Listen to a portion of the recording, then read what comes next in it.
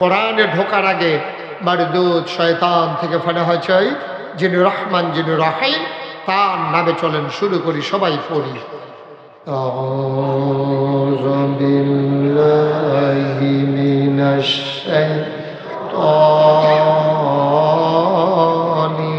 রাজিম। বিসমিল্লাহির রাহমানির রাহিম। ইন্নী জাইলুন ফিল আরদি খলিফা। আল্লাহ ডেকে বললেন, ও ফেরেশতারা, আমি একটা কওম, আমি একটা জাতি, আমি একদল মানুষ বানাতে চাই যাদের পরিচয় হলো তারা আমার খলিফা। সুবহানাল্লাহ কয় না? ফেরেশতারা কয় মানুষ বানাবেন না। আল্লাহ জিজ্ঞেস করলেন, কেন বানাবো না? কয় মানুষ বানাবেন। এর আগে একবার জিন বানিয়েছিলেন, ওরা মারামারি করলো, কাটাকাটি করলো, ঝগড়া বিবাদ করলো। মানুষ বানাবেন, ওরা মারামারি করবে, কাটাকাটি করবে, একজনের জমিনের ভিতরে আরেকজন ভবন উঠাবে। মানুষ বানাবেন, অত্যাচার করবে, জুলুম করবে, লাশ ফালাবে, রক্ত বহাবে। আমরাই আপনাকে ডাকার জন্য যথেষ্ট। আল্লাহ তাদের বুদ্ধি শুনলেন না, বুদ্ধিপূর্ণ যুক্তিপূর্ণ জবাব দিয়ে দিলেন। আল্লাহ বলেন, ইন্নী আ'লামু মা লা তা'লামুন। আমি যা জানি তোমরা তা জানো না। বলেন সুবহানাল্লাহ। মানুষ বানানো হয়ে গেল। এখন মানুষ আল্লাহর কি কাজে লাগে? এই যে সামান্য একটা প্যান্ডেল টানাইছেন আপনারা, দুই পাশে খুঁটি বসাইছেন, ধরনার বাঁশ বেঁধেছেন, তারপরে সামিয়ানার কাপড় টানাইছেন, সুতলির বাঁধ দিছেন, তারপরে এই সামিয়ানা টানাইছেন। অথচ কোনোদিন খোলা আকাশের নিচে দাঁড়াইয়া দেখছেন আকাশের দিকে? এ বিশাল আকাশ আল্লাহ টানাইল, অথচ আকাশের নিচে একটাও খুঁটি ব্যবহার করেন নাই। ঠিক কিনা? মুসলমান মন দিয়ে শোনো, মানুষ আল্লাহর কি কাজে লাগে? আকাশ বানাইলেন খুঁটি ছাড়া, কোনো মানুষের সাহায্য তিনি নিলেন না। জমিন বানালেন তিনি সমতল করে, সেখানেও মানুষের সাহায্য নেন নাই। পৃথিবী যেন হঠাৎ করে নড়ে চড়ে না উঠে, জায়গায় জায়গায় আল্লাহ পেরেক বসাই দিলেন। তুমি যদি বলো পেরেক কই, আমি বলবো মাটির নিচে। তুমি যদি বলো পেরেকের মাথা কই, আমি বলবো খাগড়াছড়ি, বান্দরবন, রাঙ্গামাটি, ময়নামতি, ক্যান্টনমেন্ট। ঘুরে ঘুরে দেখে আসো, ওই যে দেখো পাহাড়, ওইগুলাই হইল পেরেকের মাথা। বলো সুবহানাল্লাহ।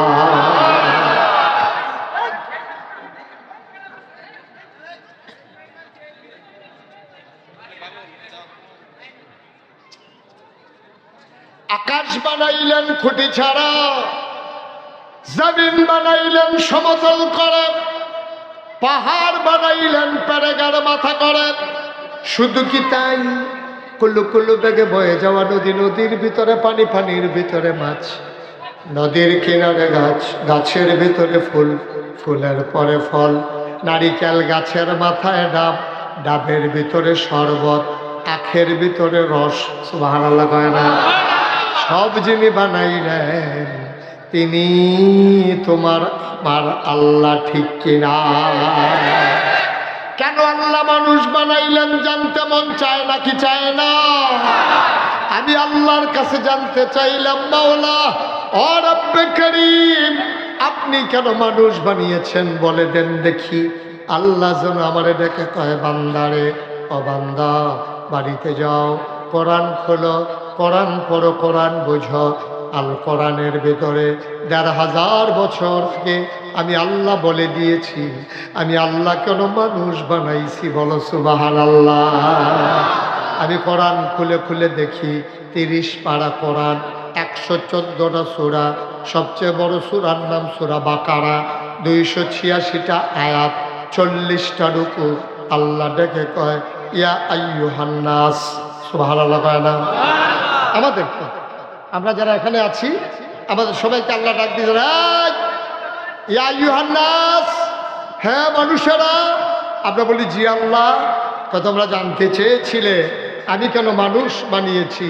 ও বুদু, তোমরা আবাদত করো। সুবহানাল্লাহ বলবেন না? আমরা জানতে চাইলাম আল্লাহ আপনি মানুষ কেন বানাইছেন। আল্লাহ কয় ও বুদু, তোমরা আবাদত করো। আমি বলি কার? রব্বাকুম, যিনি তোমার রব। আমি বলি রবকে? আল্লাযী খালাকাকুম, যিনি তোমাদেরকে সৃষ্টি করেছেন। সুবহানাল্লাহ বলবেন না? আমি বলি কে আমাকে সৃষ্টি করেছে? আমার আব্বা, আমার আম্মা। যখন যৌবন দীপ্ত প্রাণ তাদের যখন বিয়ে বন্ধনে আবদ্ধ করে দেওয়া হলো, মধুর বাসরে যখন দেওয়া হলো, বাবার পিঠ থেকে মায়ের বুক থেকে 2 ফোঁটা পানি সবেগে নির্গত হয়ে মায়ের ইন্টেন্সিভ কেয়ার, মায়ের সুরক্ষিত দুর্গ, মায়ের রেহেবের ভেতরে 2 ফোঁটা পানি একসাথে হয়ে গেল। মেডিকেল সায়েন্স বলে পিতার পানির ভিতরে থাকে শুক্রাণু, মায়ের পানির ভিতরে থাকে ডিম্বাণু। শুক্রাণু আর ডিম্বাণুর মিলনে জীবনের পয়দা হয়। ফোঁটা পানি মায়ের রেহেমের ভিতরে একসাথে হয়ে গেল। ফোঁটা পানি হয়ে গেল ফোঁটা রক্ত, ফোঁটা রক্ত হয়ে গেল গোশতের টুকরা, গোশতের টুকরা প্রলম্বিত হলো। হাত হলো, নাক হলো, পা হলো, মুখ হলো, চোখ হলো, কান হলো, সব হয়ে গেল। সন্তান তিল তিল করে বড় হয়। আল্লাহর চিন্তা পেটের ভিতরে সন্তান খাবে কি, মায়ের কোনো চিন্তা নাই। সন্তান পেটে মা গার্মেন্টসে কাজ করে যায়, সন্তান পেটে বাবা দোকানদারি করার জন্য খায়। সন্তান বাবা ওই দোকানদারি করে আর মা গার্মেন্টসে চাকরি করে, দোকানদারি করে, অফিস করে। সন্তান পেটের ভিতরে বড় হয়, মায়েরও খবর নাই, বাবারও খবর নাই। সন্তান খাবে কি তাদের কোনো টেনশনও নাই। আল্লাহ ডাক দিয়া কয় তোমাদের টেনশনের দরকারও নাই, বান্দা আমার চিন্তাও আমার, ঠিক কিনা? আমরা বান্দা কার? বান্দা কার? কয় বান্দা আমার চিন্তাও আমার। আল্লাহ কি চিন্তা করলেন মন দিয়ে শোনো। অমুসলমান, মায়ের মাসিকের রক্ত বন্ধ করে দিলেন। সন্তানের নাভির সাথে মায়ের নাভির একটা কানেকশন লাগাই দিলেন। ওই রক্তটা সন্তানের দেহে ঢোকাই দিলেন। কেন মুখে দিলেন না? মুখ দিয়ে কেন রক্ত ঢোকালেন না? রক্ত নাপাক জিনিস। এই রক্ত নাপাক রক্ত মুখে লাগলে মুখটা নাপাক হয়ে যাবে। বান্দা দুনিয়াতে আসবে, এই মুখ দিয়া কোরআন তেলাওয়াত করবে। বান্দা দুনিয়াতে আসবে, এই মুখ দিয়া জিকির আজকার করবে, তাসবিহ তাহলিল পড়বে। এই জন্য মায়ের পেটে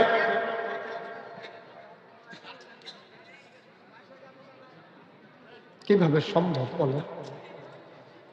আপনি এখানে দাঁড়াইয়া কি করতেছেন? এই যে ভাই, এই যে ভাই, আপনাকে যে দায়িত্ব দিলাম কাউরে কথা বলতে দিয়েন না। বাসা বাড়ির ভিতরে ওয়াজ শুনে বাসায় যাবে, সমস্যা কি?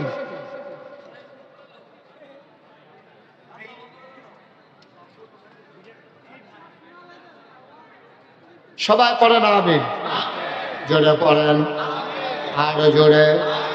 সন্তানের নাভির সাথে মায়ের নাভির কানেকশন লাগাই দিলেন।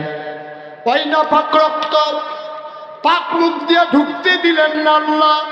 কি আল্লাহ? ছোট্ট একটা প্যাকেটের ভেতরে সন্তান তিল তিল করে বড় হয়। মুখটাকে আল্লাহ কেমন করে বাঁচিয়ে রাখলেন। এই মুখটাতে একটা ফোঁটা নাপাক রক্ত রাখতে দিলেন না। নাভির সাথে নাভির কানেকশন লাগাইয়া রক্ত তার দেহের ভিতরে ঢুকে। সুবহানাল্লাহ কয় না? এখানে যে একটা ছেলে বারবার আওয়াজ করতেছে, আপনারা কেউ শুনেন না? যেই ছেলেটা আওয়াজ করতেছে আপনাদের সাথেই তো দাঁড়াইয়া করতেছে, তা একজনও কি শুনেন না? এই যে বাচ্চারা সে আওয়াজ করলে এখন শুনেন নাই?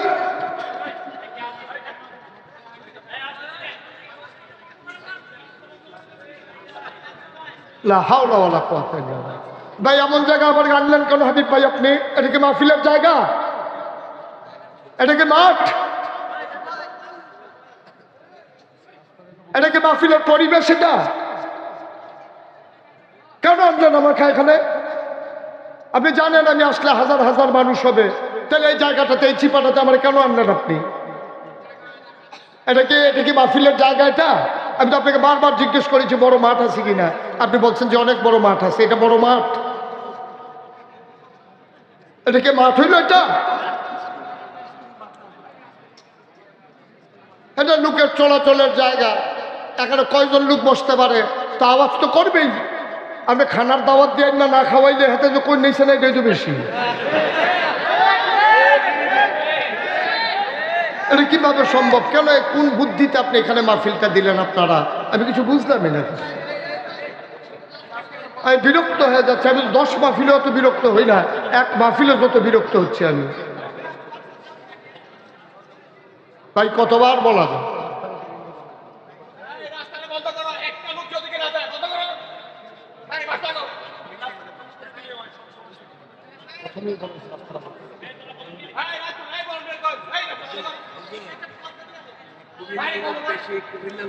যাই হোক ভাই, কি করবো আমি?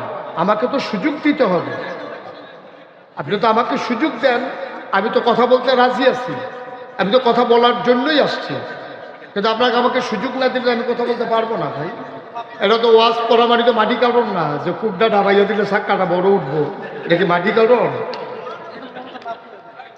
আবার বাপ করে বাফের কি আছে? হ্যাঁ, আপনি শুধু পরিবেশটা আমাকে দেন, তাইলে তো হয়। একটু চুপ করান, এটাই না করবেন। এটা না কই আপনি আমার কাছে মাপ চান ফিরতেন, আমি কি আপনি কি অন্যায় করছেন কোনো? মাফ করে দিন, মাফ করে দিলাম। মাফ করে দেন। কি মাফ করবো আমি? ভাই, যারা বিরক্ত করতেছে, আপনারা তো মুসলমানেরই সন্তান। একটা দ্বীনি মাহফিল, আপনার একটা কথার কারণে এই হাজার হাজার মানুষ যদি কথা শুনতে না পারে, আপনার বিবেককে একটু আপনি জিজ্ঞেস করেন যে আমি কি করতেছি, যে বাচ্চাগুলা, ছোট বাচ্চাগুলো এত ছোট তো না, একেবারে এত ছোট না যে বিরক্ত করতে পারে। আর আপনাদেরও তো কিছু দায়িত্ব আছে। একটা ছেলে বারবার কথা বলতেছে, আপনারা শুই না, আমি এখান থেকে শুনি, উনি শুনে, আমরা শুনি, আপনারা ওইখানে দাঁড়িয়েছেন কিচ্ছু বলেন। সমস্যা তো বাংলাদেশে এইটা। খারাপ মানুষ কিন্তু বাংলাদেশে বেশি না, এটা আপনারা জানেন কিনা আমি জানি না। এই 18 কোটি মানুষের ভিতরে খারাপ মানুষের সংখ্যা একেবারে কম, কিন্তু কথা শুনে না বইলা খারাপগুলা বেশি দেখা যায়। নাইলে পৃথিবীতে সব জায়গায় সরকার বদল হয়। এটা হয় ভোটের মাধ্যমে, না হলে আন্দোলনের মাধ্যমে, না হলে বৈপ্লবিক পরিবর্তনের মাধ্যমে, কোনোভাবে না কোনোভাবে সরকারের বদল হয়। কিন্তু পৃথিবীর ইতিহাসে যতদিন থেকে রাষ্ট্রীয় অবকাঠামো শুরু হয়েছে, পৃথিবীর কোনো দেশে আপনি গুগলে সার্চ দিয়ে দেখেন, একটা সরকার বদলের পরে তার প্রধানমন্ত্রী থেকে শুরু করে চৌকিদার পর্যন্ত, আমলা থেকে কামলা, সচিবালয় থেকে একেবারে ফুটপাতের কর্মকর্তা, একসাথে র্যাব, গোয়েন্দা, পুলিশ, বিজিবি, এই একসাথে সরকারের 330 জন মেম্বার অফ পার্লামেন্ট একসাথে পালিয়ে গেছে। পৃথিবীর কোনো ইতিহাস নাই। ঠিক না? পালাইতে হলো কেন? পালাইতে হলে এই জন্য, তাদেরকে আমরা আলেমরা বারবার বলছিলাম যে ভাই, এই কাজগুলো কইরেন না, এই কাজগুলো কইরেন না, আমাদের কথাগুলো আপনারা শুনেন। তারা তো শুনেই দেয়, তারা বরঞ্চ মসজিদের মিম্বারগুলোতে যখন হকের কথা হতো, পরের সপ্তাহে সেই ইমাম সাহেব শুনতো, তার চাকরি নেই। ঠিক কিনা বলেন? এমন অনেক জায়গায় হয়েছে, মঞ্চের ভিতরে বক্তা ওয়াজ করতেছে, নেতা, রাজনৈতিক নেতা এসে মাইকটা কেড়ে নিয়ে বক্তাকে বেজ্জুতি করে নামিয়ে দেওয়া হয়েছে। ঠিক কিনা বলেন? আমি বলেছি এত অপরাধ লাগে না, এই একটা অপরাধী তাদের পালিয়ে যাওয়ার জন্য যথেষ্ট। ঠিক কিনা বলেন?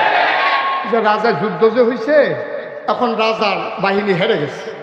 রাজা হলো বিরাট প্রতাপশালী রাজা, সৈন্যবাহিনী আছে, বিশাল বড় বাহিনী। রাজমশাই পরাজয়ের পরে তার সেনাপতিকে ডাকলেন, ডেকে বললেন, আমরা পরাজিত হলাম কেন? আমাদের সৈন্য নাই? কয় আছে। গোলা বারুদ নাই? আছে। আমাদের রসদ নাই? কয় সব আছে। তাইলে আমরা হারলাম কেন? কয় রাজমশাই, আমরা হারার পিছনে 101টা কারণ। কয়টা? আচ্ছা, 1 নম্বরে বলো কি কারণ? তো 1 নম্বর কারণ হইল আমাদের বন্দুকও ছিল, সৈন্যও ছিল, বিদেশি সৈন্যকে ঘেরাও দিছিলাম, যেই মাত্র গুলি করতে যাব দেখি যে বন্দুকের যে গুলিগুলা গতরাইতে বৃষ্টিতে ভিজা গেছে। আর কি কারণের দরকার আছে? বা কথা কেন, আর কারণের দরকার আছে? এক কারণই তো যথেষ্ট। রাজমশাইকে আর কারণ লাগবে না। তোমার বাহি 100 গুলা লইয়া শুইয়া তো বালিশের ভিতরে টেহার মতো বইরা আমরা তারার মতো, আর কারণ লাগবে না। বাংলাদেশে অতীত সরকার জানতে চায় আমার অপরাধ কি। আমি বলি আপনার 101টা অপরাধ। 1 নম্বর অপরাধ হচ্ছে আপনি আলেম ওলামার মঞ্চ থেকে তাদের সামনে থেকে মাইক কেড়ে নিয়েছেন। 92% জন লোক মুসলমানের দেশে আপনারা আলেমের উপর অত্যাচার করেছেন। যেই বাংলাদেশের জেলখানায় থাকার কথা চোর গুন্ডা বদমাইশ, ওই জেলখানাগুলো ভরে দিয়েছেন আলেম ওলামা দিয়া। সুতরাং 101টা কারণের ভিতরে একটা কারণই যথেষ্ট, আর কোনো কারণের দরকার নাই। ঠিক কিনা বলে?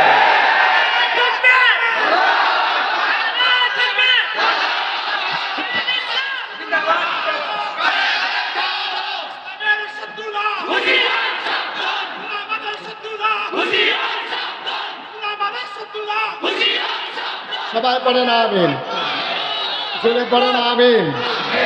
কারণ আলেমদের সাথে বেয়াদবি করে কেউ পার পেয়েছে এটার কোনো প্রমাণ নাই। কারণ আল্লাহর নবী 1000 বছর আগে বলেছেন লা হিজাবা বাইনাহু ওয়া বাইনাল্লাহ, তার মাঝে আর আল্লাহর মাঝে কোনো পর্দা নাই। সাহাবারা কয় ইয়া রাসূলুল্লাহ, কার মাঝে আল্লাহর মাঝে পর্দা নাই? কয় যার উপরে জুলুম করা হয় তারে কয় মাজলুম।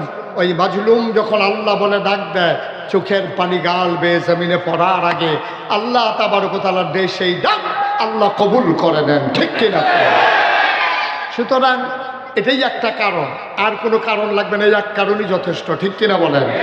তো ওই যে বলছিলাম খারাপ মানুষ তো বেশি না, খারাপ মানুষ হলো সংখ্যা সামান্য। মেম্বার অফ পার্লামেন্ট হলো 330 জন, সব মিলাইয়া নইলে 2000, না হইলে 5000, নাইলে 10,000, নাইলে 1 লাখ, নাইলে 5 লাখ। এই বাংলাদেশে মানুষ আছে 18 কোটি। এই 18 কোটি মানুষ যদি ওই 1 লাখ মানুষকে সামলে নিতে পারতো, যদি কথা বুঝাইতে পারতো, আজকে বাংলাদেশে এই ক্রাইসিস এই দেখা দেয় না। পুরো একটা গোষ্ঠী পালিয়ে যাওয়ার দরকার ছিল না। ঠিক কিনা? সুতরাং এখানেও তো খারাপ মানুষ বেশি না। হাজার হাজার মানুষের মাঝে 2-4টা বাচ্চা ছেলে কথা কয়, আপনার চুপ করে দিলেই তো হয়। এটা কি কঠিন কাজ? একটারে 2টা দেন বাহিনী দেন শুধু হয়ে যাবো। সিস্টেম আছে নাকি?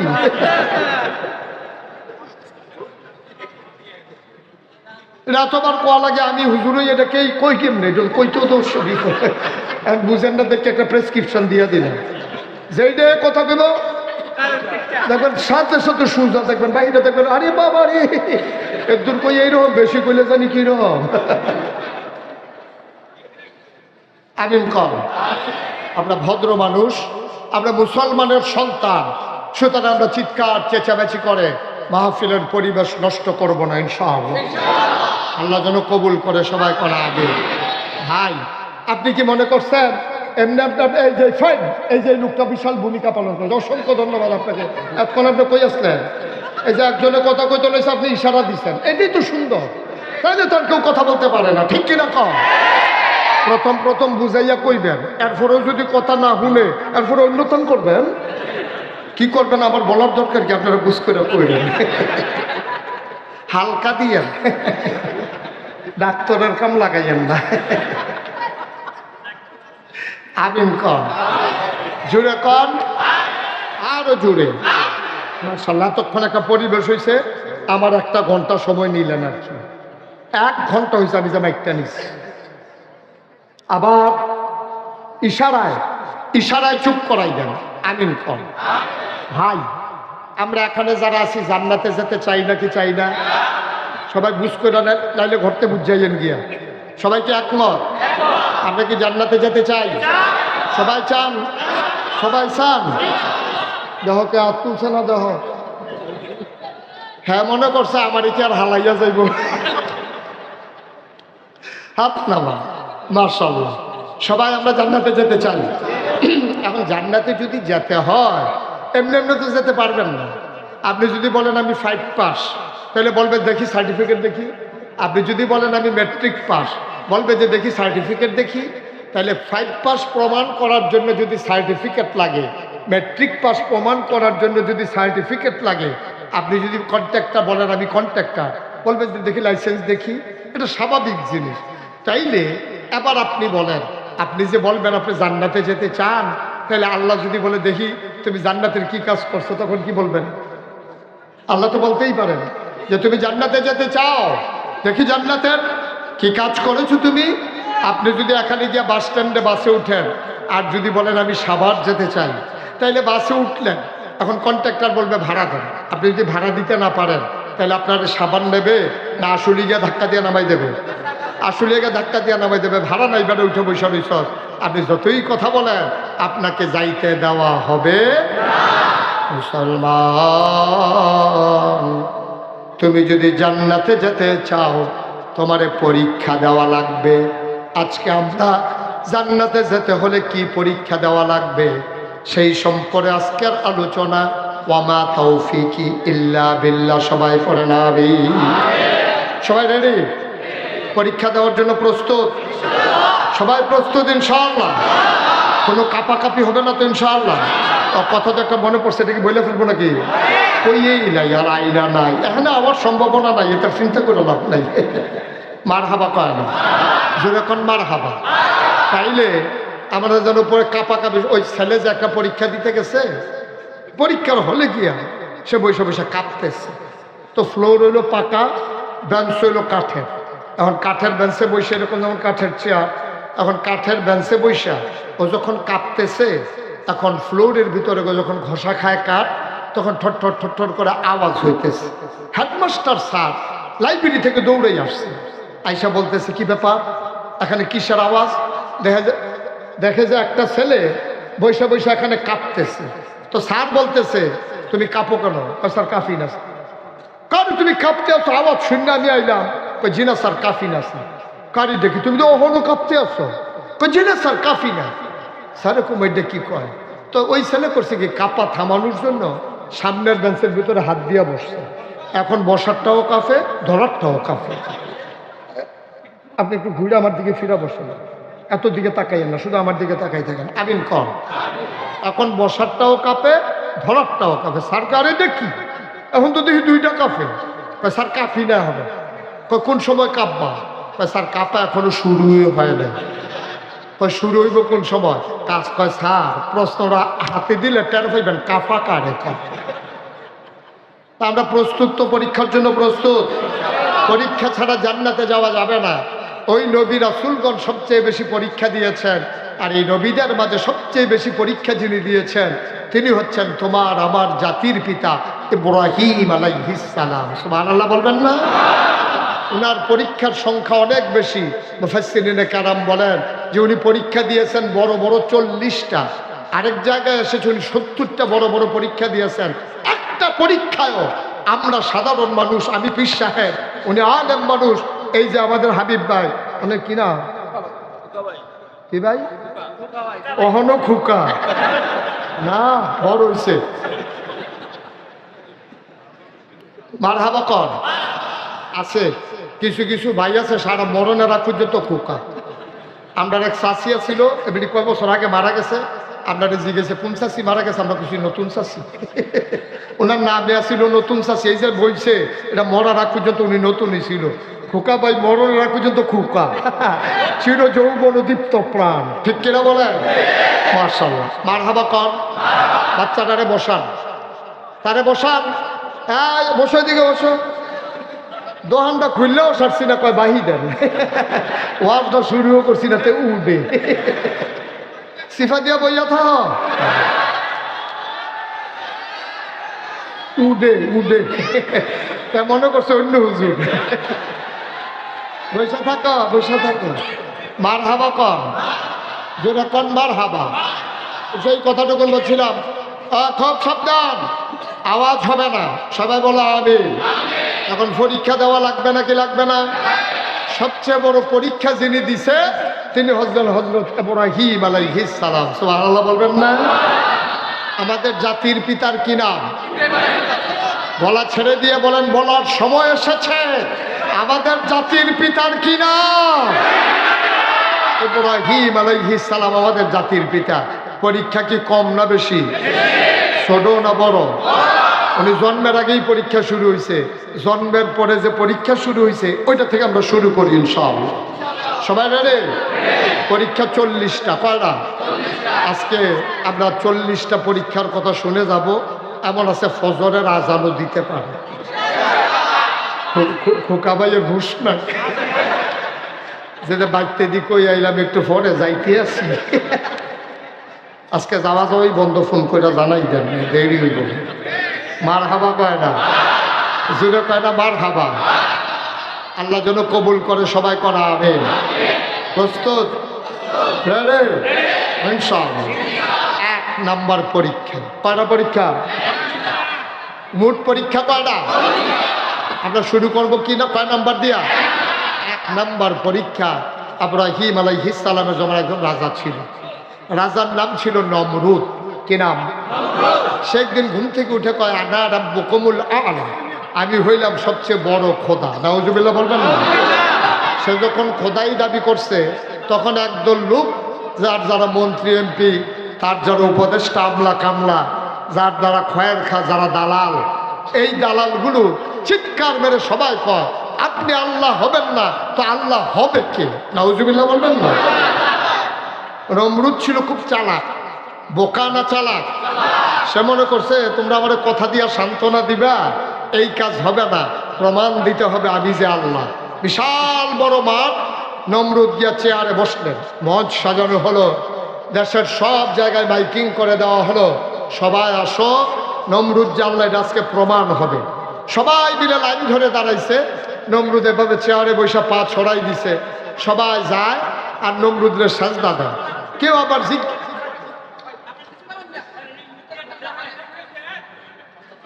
আপনি একজনে কি করছেন বুঝতেছেন? কি করছেন আপনি একজন, এটা কি বুঝতেছেন আপনি? এটা বুঝার মতো বুদ্ধি আছে তো না? জি, ওকে ফাইন, থাক। একজন যা করছে করছে, সবাই মিলে আমরা ধৈর্য ধরি। জি, সবাই করে না আমি। এখন নমরুদের দাবি করছে আমি খোদা, মনে আছে তো কথা? আমি আল্লাহ, বড় আল্লাহ। এখন সব, নমরুদ তো চালাক মানুষ, মনে করছে যে মুখে মুখে সবাই সান্ত্বনা দেয়, সবাইকে নিয়ে পরীক্ষা নিলেন। তোরাক মাঠে আসো, তোরাক মাঠে বড় মঞ্চ করা হলো, সবাই মিলে নমরুদের পায়ে সাজদা দিবা আইন করা হলো, মাইকে ঘোষণা হলো আল্লাহর পায়ে সবাই সাজদা দেয়। এখন একজন একজনকে, যেহেতু আল্লাহ সাজদা তো পাও নাই, তো একজন একজন সাজদা দেয়। আবার যাদের সাথে একটু পরিচিত আছে তারা আবার জিজ্ঞেস করলে আল্লাহ শরীর কেমন? আছি, আগে তো শুধু রাজা আসছিলাম, তো এখন তো আল্লাহ হয়েছি, দায়িত্ব বাইরে গেছে, এখন এই টেনশনের ভিতর দিয়ে আসি আর কি। এই আলাপ সালাপ চলতে আছে, এর ভিতর দিয়ে এক গোয়েন্দা, গোয়েন্দা কারে কয় বুঝেন তো না? গোপন খবর যে গোপনে গোপনে কয় তারে কয় গোয়েন্দা। এই গোয়েন্দা এসে নমরুদের কানে কানে কয় আল্লাহ। কারে কয়? না, কথা মানে কারে কয়? আপনারা তো বলতে পারছেন কারে কয়। আমি দাউদকান্দি মাহফিলে যখন জিজ্ঞেসি কারে কয়, সবাই কয় হুজুর আমরা কি হ্যাঁ না আসলাম, আমরা কেমন করবো কারে কয়? আপনি তো রাজধানীর মানুষের জন্য বুঝা ফেলাইছেন তাড়াতাড়ি। কারে কয়? নমরুদরা কয় আল্লাহ। কয় কি? কয় ওই যে এই আপনাকে যে সবাই সাজদা দিতে আছে, সবাই তো সাজদা দিতে, একজন তো আসে নাই। কে আসে নাই? কয় তার নাম ইব্রাহিম। সুবহানাল্লাহ বলবেন না? হ্যাঁ, ইব্রাহিম। সে কে আমাকে আল্লাহ মানে না? আল্লাহ মানলে তো আসতোই, সে তো আসে নাই। তো ওকে, ওর বাবাকে ডাকো। তো বাবার নাম হলো আজর। বাবার নাম কি? আজরকে ডাকা হলো। বললো এই আজর, তোমার ছেলে ইব্রাহিম কই? আল্লাহ মাঠেই তো আছে। তো আমার গোয়েন্দারা খবর নিয়েছে তোমার ছেলে মাঠে নাই, আমাকে সেজদা দেওয়া লাগবে, এই জন্য সে আসে নাই। আজর বলতেছে আল্লাহ এটাকে কথা কইলেন, আমি তার আব্বা, আমি আপনারে মানি, আর আপনার সন্তান, আমার সন্তান ইব্রাহিম আপনাকে মানবে না, এটা আপনি বিশ্বাস করেন? তাহলে খবর নাও, কই আছে দেখো। এখন আজর বাড়ি গেছে, ঘুরতে ঘুরতে দেখে মাঠে কোথাও নাই, বাড়িতে গেছে, গিয়া দেখে আমাদের ইব্রাহিম, আমাদের আব্বা। আমাদের কি? সুরে বলবেন আমাদের কি? আব্বারে আব্বা ডাকতে শরম লাগে না? আজাগায় কোন জায়গায় মাঝারি গিয়ে পারো ভালো। হ্যাঁ, মাঝারি গিয়ে পুড়িয়ে পড়ে যাবে আব্বা কইয়া। আব্বারে আব্বা কই, ইব্রাহিম আমাদের কি হয়? জোরে বলো আব্বা। এ আব্বা গিয়া দেখে যে ঘুমাইতে আছে। তো আব্বা চাদর গায়ে দিয়া নখ ডাইকে ঘুমাইতে আছে নমরুদ আজর আমাদের কি হয় আজর আমাদের কি হয় দাদা আব্বার আব্বা কি হয় আরে বাপটা তো ছিল ভালো দাদাটা না সিটার পড়ছে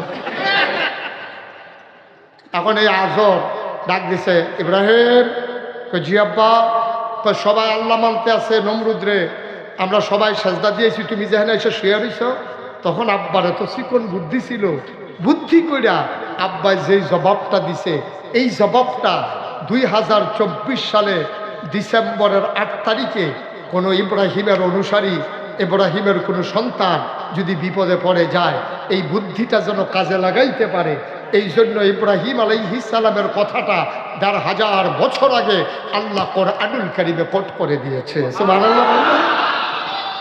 দাদা যখন ডাকলেন ইব্রাহিম তুমি কেন সেজদা দিতে গেলা না ইব্রাহিম ডাক দেয়া কয় আব্বা যাইতে চাইছিলাম কেমনে যাব ইন্নী সাকিম আমার শরীরটা ভালো না আমি অসুস্থ বলেন সুবহানাল্লাহ। সন্তানের শরীর ভালো না শুনলে বাবার মনে আনন্দ না কষ্ট আজর বলতেছে ঘুমাও তুমি নাক দেখে ঘুমাও আল্লাহর লগে আমি বুঝাও ঘুমা কি আর সাজদাটা তো শরীর ভালো না ঘুমা নাক দেখে ঘুমা খাতা কি আরেকটা দিন মনে হয় রে সর্বকর না পাই রে সর্ব ঠিক আছে এখন ইব্রাহিম আলাইহিস সালাম ঘুমাইতে আছে সুবহানাল্লাহ বলবেন না কয়েকদিন পরে গোয়ান্দারা নমরুদরে গিয়া কয় যে আল্লাহ ওই যে ইব্রাহিমের আব্বা এসে বলছিল না যে ইব্রাহিমের শরীর ভালো না আমরা খবর নিছি তার শরীর ভালো ছিল সে আপনাকে সেজদা দেওয়া লাগবে এই জন্য মাঠে আসে নাই তার শরীর ভালো ছিল এখন ইব্রাহিম আলাইহিস সালাম বুদ্ধি করে কইছে শরীর ভালো না আচ্ছা একজন মানুষ যদি বলে শরীর ভালো না এর উপরে আর কোনো কথা আছে আল্লাহ কি বুদ্ধি শিখাই দিছে নবীদেরকে সুবহানাল্লাহ বলবেন না ইব্রাহিম শারীরিকভাবে সুস্থ ছিলেন কিন্তু তার জাতির মানুষগুলো নমরুদকে সেজদা দিতেছে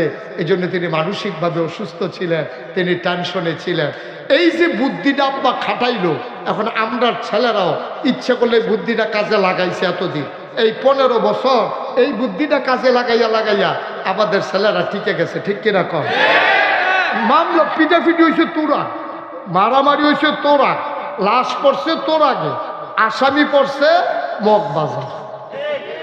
মগবাজারের লোকের বাড়ি মগবাজার লোকের বাড়ি আর ফিটাফিটি হয়েছে তোরা আসামি পড়ছে মগবাজারের এক লোক সিভিল বেশে সে বৈশা বৈশা মগবাজার এই মুড়ের ভিতরে চা খাইতেছে সিভিল বেশে গোয়েন্দা পুলিশ গিয়া ওরে জিজ্ঞেস করতেছে যার নামে মামলা হয়েছে তার নাম হলো আব্দুল কুদ্দুস পিতার নাম আলমগীর হোসেন গিয়া বলতেছে ওই তারে কারে আব্দুল কুদ্দুস রে জিগাইতেছে ভাই এখানে আব্দুল কুদ্দুস পিতা আলমগীর হোসেন মানুষটাকে চিনেন তে মনে মনে কয় আমারই জিগা আমি বিলে কেনা এখন তে যদি কয় আমি আব্দুল কুদ্দুস তাহলে কি তারা সাইডা দেবে না ধরে নিয়ে যাবে এখন ইব্রাহিমের সন্তান তো আমরা আব্বার যেমন বুদ্ধি আমাদের ছেলেরও তো বুদ্ধি আছে এখন আব্দুল কুদ্দুসে কয় কারে খুঁজতে আছে কয় যে আব্দুল কুদ্দুস কই এই জায়গার ভিতরে এখন একটু আগে ছিল এই জায়গা ছিল কয় এখন কই এর ফাঁকে কথা বলতে বলতে আব্দুল কুদ্দুস একটু সইরা দাঁড়াইছে কয় আপনি যে আব্দুল কুদ্দুসকে খুঁজতে আছেন একটু আগে ওদের এখানে আসছিল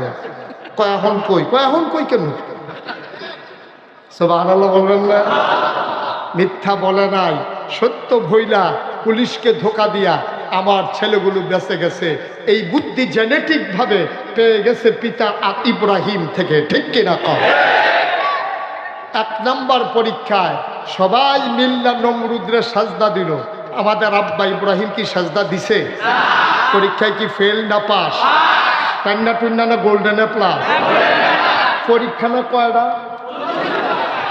না গেল কয়টা রইল কয়টা সিফা দিয়া বল একটা আগাইতে আছে 1 নম্বর পরীক্ষা ফেল না পাস আবার 2 নম্বর পরীক্ষা গোয়েন্দারা গিয়া কয় নাম্বার 2 গোয়েন্দারা গিয়া কয় আল্লাহ কারে কয়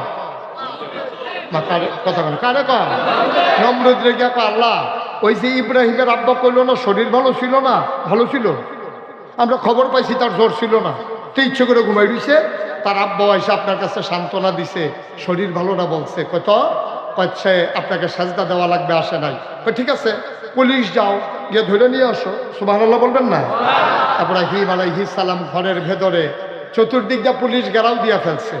ডাক দিয়ে হ্যান্ড মাইকে বলতেছে, ইব্রাহিম আপনি পালানোর চেষ্টা করবেন না, আইন শৃঙ্খলা রক্ষাকারী বাহিনী আপনার বাসা চতুর্দিক দিয়ে ঘেরাও দিয়ে ফেলছে, পালাইতে যাবেন তো গুলি করা হবে, পালানোর চেষ্টা করবেন না। এই ঘোষণা পাওয়ার পরে আমাদের আব্বা ইব্রাহিম দরজা খুলে বের হলেন। এসআই দাঁড়াই রয়েছে সামনে। এসআই বলতেছে, আপনি ইব্রাহিম? কয় জি। কয় পালানোর চেষ্টা করবেন না? ইব্রাহিম মুচকি হেসে কয়, এই লোক পালানোর লোক না। সুবহানাল্লাহ বলবেন না, এই লোক পালায় না। না, আপনি লোক চিনতে ভুল করছেন। কি করতে হবে বলেন? কয় যে আপনাকে নিয়ে যাওয়া হবে, আপনি অ্যারেস্ট। Okay fine. কোথায় যেতে হবে? কয় নমরুদ আমাদের আল্লাহ, ওনার দরবারে যেতে হবে। আরেক পুলিশ এসে কয় যে স্যার হ্যান্ডকাফ লাগাইলাম। ইব্রাহিম আলাইহিস সালাম ধমক দিয়ে বলে, সাবধান, যেই লোক দৌড় দেয় না, পালায় না, তার হ্যান্ডকাফ লাগানোর প্রয়োজন নাই। ঠিক কিনা বলেন? ইব্রাহিম আলাইহিস সালাম হাঁটতে হাঁটতে নমরুদের দরবারে গেলেন। নমরুদ ডাক ডাক, তোমার নাম ইব্রাহিম? কয় জি আমার নাম ইব্রাহিম। কয় শুনলাম তুমি নাকি আমাকে আল্লাহ মানো না। কয় কে কয়? কয় যে সবাই কয়। ইব্রাহিম মুচকি হেসে দিয়ে কয়, সবাই যখন কয় সত্যই কয়, এত মানুষ মিথ্যা কয় না। সুবহানাল্লাহ বললেন না? তাইলে কি তুমি আমাকে আল্লাহ মানো না? এটা তো শুনলেনি, বারবার শুনতে কি ইচ্ছা লাগে নাকি? শুনলেনি তো মানি না। আবার বলো ভিতরে আসো। চেয়ারে বসানো হলো। ইব্রাহিম আলাইহিস সালামের হাতে ধরলেন, ধরে বলতেছে, সবাই আমার আল্লাহ মানে, আমার খুব শখ ছিল আল্লাহ হবা, আমি আল্লাহ হয়েছি, সবাই আমারে আল্লাহ মানে, তুমি মেনে গেলে একচেটিয়া হয়ে যায়, তোমার জন্য আমি একচেটিয়া আল্লাহ হইতে পারি নাই, তোমার সমস্যাটা কি? আমাদের আব্বা ইব্রাহিম মুচকি হেসে কয়, আমিও চিন্তা করছিলাম যে আপনাকে আল্লাহ মেনে নেব, কত না করলো কে? চিন্তা করে দেখলাম আপনি কি সারা জীবন থাকবেন না মরে যাবেন। এখন নমরুদ চুপ মেরে গেছে। ইব্রাহিম কয়, কথা কন, আপনি কি সারা জীবন থাকবেন না মরে যাবেন? নমরুদ চুপ মেরে, ইব্রাহিম যখন প্রশ্ন করছে নমরুদ চুপ মেরে বসে গেছে। ইব্রাহিম আলাইহিস সালাম বলতেছে, বলেন আপনি কি থাকবেন না মরে যাবেন? তো নমরুদ মনে মনে কয়, থাকলে ভালো হয় নাকি মরে গেলে ভালো, এটি তো হিসাব মিলাইতে পারতেছে। সে তো আমার মাইনকা সিফাত ফেলাই দিছে দেখি। এখন কি করা? শেষ পর্যন্ত নমরুদ বলতেছে, ইব্রাহিম মানুষের মাঝে আল্লাহ বাঁচলে আর কয়দিন, একদিন তো মরেই যাব। আবার ইব্রাহিম মুচকি হাসি দিয়া কয়, এই জন্যই তো আপনাকে আল্লাহ মানা যাবে না। সুবহানাল্লাহ বলবেন না? আপনি নিজেই স্বীকার করে নিয়েছেন, আপনি নিজেই স্বীকার করে নিয়েছেন আপনি সারা জীবন থাকবেন না, একদিন মরে যাবেন। মনে করেন আমার বাড়িতে বড় বিপদ, আমার আল্লাহর খুব দরকার, আপনি হঠাৎ করে মরে গেলেন। এখন আমি যদি আপনারে আল্লাহ মানি আর আপনি যদি মরে যান, বিপদের দিনে আমি আল্লাহ পাবো কই? যে নিজেই কয় মরে যাবে, সবাই তারে আল্লাহ মানব, আমি তারে আল্লাহ মানতে পারবো না। কয় তোমার যে আল্লাহ, তুমি যারা আল্লাহ মানো সে কি মরবে না? কয় আপনি আমার আল্লাহরে চিনেন না। আল্লাহু লা ইলাহা ইল্লাহু, আমার আল্লাহ এমন আল্লাহ যে আল্লাহর মতো নাই। ওয়াল হাইয়ুল কাইয়ুম, তিনি চিরঞ্জীব, তিনি চিরস্থায়ী। লা তাখুযুহু সিনাতুন ওয়ালা নাওম। আপনি বলেন আমার আল্লাহ মরবে কিনা? আমার আল্লাহ তো ঘুমায় না, ঘুমাবে দূরের কথা, আমার আল্লাহকে ঝিমুনিও স্পর্শ করতে পারে না। এখন নমরুদের রাগ কমছে না বাড়ছে? সাংঘাতিক রাগ। বেশি বাইরে গেছো তুমি। আমরা দেশে যখন বুদ্ধি পারে না তখন মানুষ তারে সাইজ করে মামলা দিয়া, ঠিক কিনা কয়? এক একজনের নামে 100, 150, 250 মামলা, হাজিরা দিতে দিতে বাদ শেষ, মামলা শেষ হয় না, ঠিক কিনা কয়? এটা হলো সাইজ করার অভিনব পদ্ধতি। এটা নমরুদেও শিখছে। নমরুদের সাংঘাতিক রাগ হইয়া ইব্রাহিম আলাইহিস সালাম রে ধমক দিছে। ইব্রাহিম আলাইহিস সালাম তিনি আস্তে করে বের হয়ে গেলেন। কদম কি কইরেন না, ধমক দিয়ে মানুষকে সোজা করা যাবে না। আরে যেই লোক মৃত্যুরে ভয় পায় না, যেই লোক মৃত্যুকে ভয় পায় না, পুলিশ অফিসারকে পুলিশ জিজ্ঞেস করেছে, কয় ব্যাপার কি, এত গুলি করতে আসি কি কারবা? স্যার গুলি যদি করি একটারে একটাই মরে, আবার আর একটা আসে, এক কেউ দৌড় দেয় না। সুবহানাল্লাহ বলবেন না? যারা মরতে শিখেছে, আমার আবু সাইদ যে সিনা টান টান করে দাঁড়িয়ে গেছে মৃত্যুর মুখে, সামনে থেকে গুলি করা হয়েছে, আবু সাইদ চুল পরিমাণ সরে যায় নাই। যারা গুলি খেতে শিখেছে তাদেরকে গুলির ভয় দেখায় লাভ নাই, ঠিক কিনা বলে? যারা মরতে শিখেছে, আমার মুগ্ধ পানি পানি বলে মানুষগুলোকে, পিপাসার্থ মানুষকে পানি পান করিয়েছে, আমার মুগ্ধ পিপাসা নিয়ে গুলি খেয়ে দুনিয়া থেকে বিদায় হয়েছে। মানুষ যখন মরতে শিখে তখন তাদেরকে আর পরাজিত করা যায় না, ঠিক কিনা বলো? মনে রাখবো, যেমন করে আইন শৃঙ্খলা রক্ষাকারী বাহিনী হেলিকপ্টার থেকে তোমরা র্যাব গুলি করেছ, বাংলাদেশে পুলিশ দাঁড়িয়ে সামনে গুলি করেছ, মামলা দিয়েছ, হামলা করেছ, এই মানুষগুলোকে যেমন দমানো যায় নাই, আমি ভারত সরকারকে বলবো, এটা 1947 সালের বাংলাদেশ না, এই বাংলাদেশ 2024-এর বাংলাদেশ। সুতরাং বাংলাদেশকে ভয় দেখায় লাভ নাই। তোমরা মনে দেখেছো ছোট্ট শিশু, বাংলাদেশের শিশুগুলো এখন যুবক হয়েছে, বাতাসকে লড়াই করতে যাবে। সুতরাং দাবিয়ে রাখতে পারবে না। যদি এখন আঘাত আসে, 18 কোটি মুসলমান জীবন দেবে, 1 ইঞ্চি জায়গাও ছেড়ে দেবে না ইনশাআল্লাহ। রাজি আছো কিনা হাত তুলে দেখা।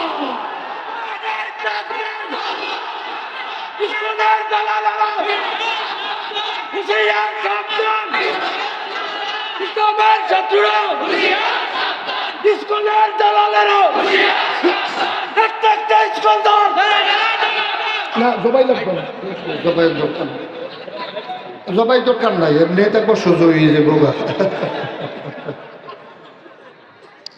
ঠিক কিনা বলেন? আমি বলতে শিখেছি, একবার আরে কইতেছে, তোরে কিন্তু বিড়ি খাওয়াইয়া কাজ দেওয়ামু, তো আগের থেকে গাঞ্জা খাই। তো গাঞ্জা খাওয়ানোর বিড়ি খাওয়ানোর ডর দেখা লাভ আছে? তো যেই ফলাফল মরতো শিখছে, তারারে বর্ডারের কাছে আইয়া না ওই আমরা ব্রাহ্মণবাড়িয়ার ফলাফেলে কইছিল, তোমরা যদি আইতে মনে চায় ব্রাহ্মণবাড়িয়া দিয়ে নিও, তখন দেখবা ফিডা কারে। ব্রাহ্মণবাড়িয়া দিয়ে ঢুকলে তার বা বাঙালি কি জিনিস, বাংলার মুসলমান কি জিনিস, ঠিক কিনা কর? দাদা কথায় কথায় হুমকি দাও, কথায় কথায় মস্কারা করো, টিটকারি মারো। বাংলাদেশের মুসলমান কি আগের জায়গায় আছে? তোমরা আমাদেরকে বলছিলে গরু দেবা না, তোমরা বর্ডারগুলো সিলগালা করে দিলা, কোরবানের আগে দিয়া তোমরা মনে করেছিলে গরু দেবা না। আমার শিক্ষিত যুবকেরা ফার্ম খুলে তারা গরুর আবাদ করেছে, এখন কুরবানির পরে গরু আমাদের আরো বেঁচে যায়, ঠিক কিনা কও? তোমাদের বন্ধ হঠাৎ করে ঘোষণা না দিয়া তোমরা পেজ দেওয়া বন্ধ করেছিলা। আমার বাংলাদেশে পেঁয়াজের কেজি হয়েছিল 250 টাকা। তখন আমি সবাইকে ডেকে ডেকে বলেছিলাম 1 ইঞ্চি জায়গা অনাবাদি থাকবে না, সবাই পেঁয়াজ লাগাও। আমার পেঁয়াজের বাম্পার ফলন হলো। আমি বললাম এমন একদিন আসবে পেঁয়াজ রাইখা দেওয়ার জিনিস না, যেটা বেশি হয় এটা দিয়ে দেওয়া লাগে, নাইলে 1 বছর পরে পেঁয়াজ আর থাকে না। কাঁঠাল যেমন পেকে গেলে খেয়ে ফেলতে হয়, আনারস যেমন পেকে গেলে খেয়ে ফেলতে হয়, তোমার ইন্ডিয়াতে যদি আনারস বেশি হয় বাংলাদেশে রপ্তানি করা ছাড়া তোমার উপায় নাই, কাঁঠাল পেকে গেলে বাংলাদেশে দেওয়া ছাড়া তোমার উপায় নাই। সুতরাং বাণিজ্যের ভয় দেখাইয়া লাভ নাই, কাঁঠাল না খাইলেও মানুষ মরে যায় না, ঠিক কিনা? তোমরা যদি মনে করো দেবা না, আর আমরা যদি ঘোষণা দিয়ে দেই আনবো না, সেই দিন বুঝবা কারবার কি যায়। কাটাতারের বেড়া ওইদিকে দাঁড়াইয়া ফেজ দিয়ে ডাক দিবা, দুলাভাই তোমরা ফেজ নিয়ে।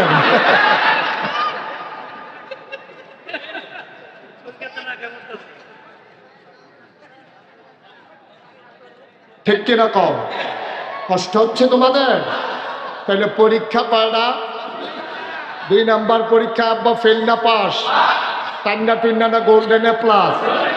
আবার 3 নাম্বার পরীক্ষা, পরীক্ষা না কয়টা মোট? আচ্ছা যে কি কারবার যায়, আমি বোধহয় 2 দিন থাকিয়ে যাওয়ার লাগবে, নমুনা খারাপ। মার হাবা কয় না, পরীক্ষা কয়টা গেল? কয়টা? 3 নাম্বার পরীক্ষা। রে রে আবার লোকটারে বসাই দেন, ধৈর্য বসাও, হ্যাঁ টান দিয়ে বসাই দাও। হ্যাঁ তা মনে করছো কমলা ফিটাফিটি শুরু হয়েছে, কে বাজছে কে বইয়া দাও। আমিন কর, জোরে কর। তাইলে 3 নম্বর পরীক্ষা। এখন নমরুদরা যখন ইব্রাহিম আল্লাহ মানে না, নমরুদ কি খুশি না বেজার? কম না বেশি? এখন নমরুদ ইমার্জেন্সি অ্যাসেম্বলি কল করছে, সব মন্ত্রী এমপি উপদেষ্টারে ডাকাইছে, তোমরা আমার বেতন খাও, এক একজন মোট হইতে কি কারবার হইছ, সবাই বুদ্ধি দাও। ইব্রাহিমের মতো একটা ছেলের কাছে আমি হেরে যাব, সে আমার আল্লাহ মানে না, কথা কইলে আমার বিপদে ফেলায়, তোমরা আমার বুদ্ধি দাও কি করলে ভালো হয়। একজন গুসা খাটো মাথায় চুল নাই এক বুদ্ধিজীবী মার্কা উপদেষ্টা দাঁড়াইছে, দাঁড়াইয়া বলতেছে, কয় আল্লাহ আমার কাছে একটা বুদ্ধি আছে। কয় কি বুদ্ধি? অবশ্যই ইব্রাহিম একজন আল্লাহ পাইছে,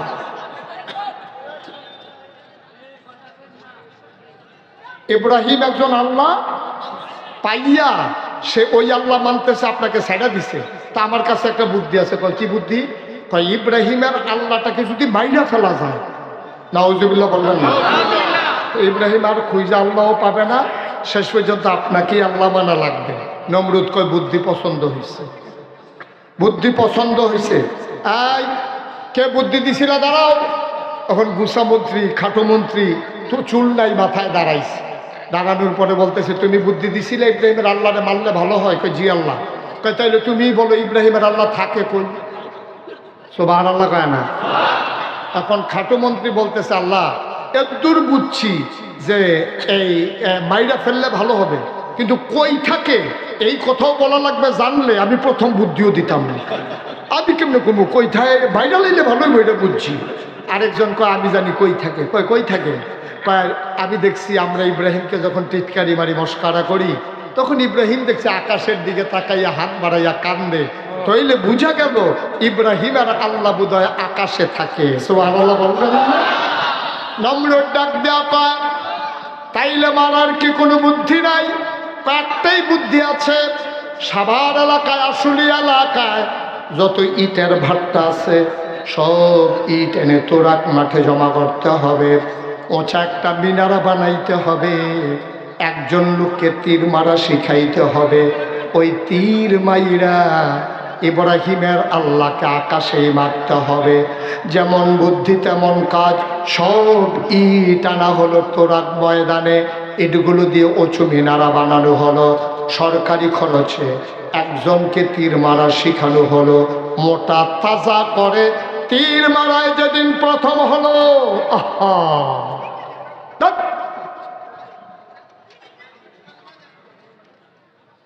তীর মারায় যেদিন প্রথম হলো,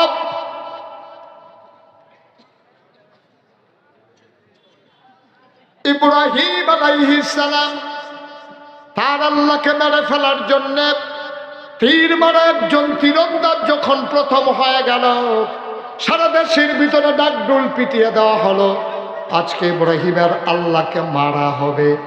সবাই মিলে দেখতে আসলো ওই মিনারার গোড়ায়, ইব্রাহিমকেও আনা হলো, ওই মোটা লোকটারে মিনারার মাথায় উঠানো হলো, তীরের মাথায় বিষাক্ত তীর মেখে দেওয়া হলো। নমরুদ নিচ থেকে ঘোষণা করলেন মারো তীর। ওই তীরন্দাজ মারল তীর। আমার আল্লাহ দেখে নাকি দেখে না? তারা কি কয় আমার আল্লাহ শুনে নাকি শুনে না? যখন তীর মারা হলো আল্লাহ ডাক দেয়া কয় জিবরাইল, ও জিবরাইল কই? আল্লাহ আমি তো এখানেই আছি।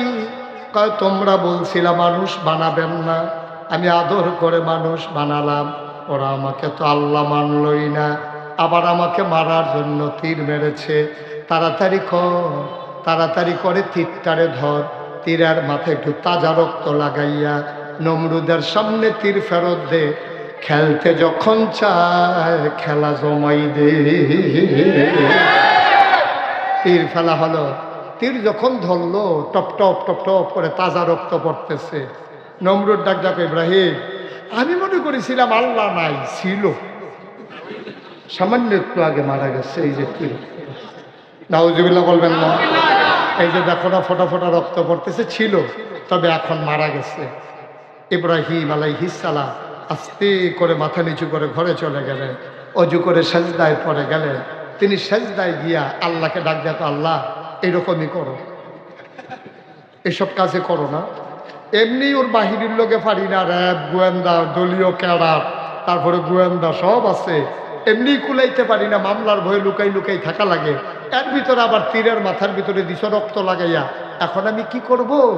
আল্লাহ ডাক দেয়া কয়, ইব্রাহিম রে, তোমার কাম তুমি করবা, আমার কাজ আমি করব। তোমার কাজ তুমি চালাই যাও, আমার কাজ আমি করব। ইব্রাহিম আলাইহিস সালাম আবার দিন রাত আল্লাহর পথে মানুষকে ডাকে। আবার দেখা গেল ওই নমরুদ যে মানুষ আল্লাহকে মাইরা দেখাইলো, তারপরে ইব্রাহিম আরো বেশি বেশি ডাকে। ইব্রাহিমকে দমানো গেল না, ঠিক কিনা? এটাই হয়, যুগে যুগে এটাই হয়। মনে রাখবা, অন্যায়ভাবে জুলুম করে নির্যাতন করে ইচ্ছে করলেই ক্ষমতার মসনদ পাকাপুক্ত করা যায় না। অতীতেও হয় না, আজকেও হবে না। যেমন করে বাংলাদেশে জগদ্দল পাথরের বিদায় হয়েছে দীর্ঘ যুদ্ধের পরে, আজকে সিরিয়া থেকে বাশার আল আসাদের চিরবিদায় হয়ে গেছে, ঠিক কিনা? এটাই হচ্ছে মুক্তিকামী জনতার বিজয়। এভাবেই হয়, এভাবেই হয়। সুতরাং আজকের এই ঘটনা থেকে আমাদেরকে শিক্ষা নিতে হবে। আগের মানুষগুলো যে কাজ করে অধপতন হয়েছে, আমরা যারা এখন আছি, আমরা যদি আবার আগের মানুষের মতো সিএনজি স্ট্যান্ড দখল দেওয়া শুরু করি, বাস স্ট্যান্ড দখল দেওয়া শুরু করি, আমরা যদি আবার মূলা তরকারি থেকে শুরু করে বাজারের ফুটপাতের দোকানগুলো থেকে চাঁদাবাজি শুরু করি, তাইলে আমাদের পরিণতি ওদের চাইতে আরো খারাপ হবে, ঠিক না? এটা থেকে শিক্ষা নিতে না পারলে জনমের ধরা খাইবা। এই কাজের দিকেও যাবা না। 15 বছর এত কিছু করার পরে ওরা যেমন বিদায় হয়েছে অপমানিতভাবে, আমরাও যদি আবার সেই কাজ শুরু করে দাও, আমাদের অধপতন আরও বেশি আসবে।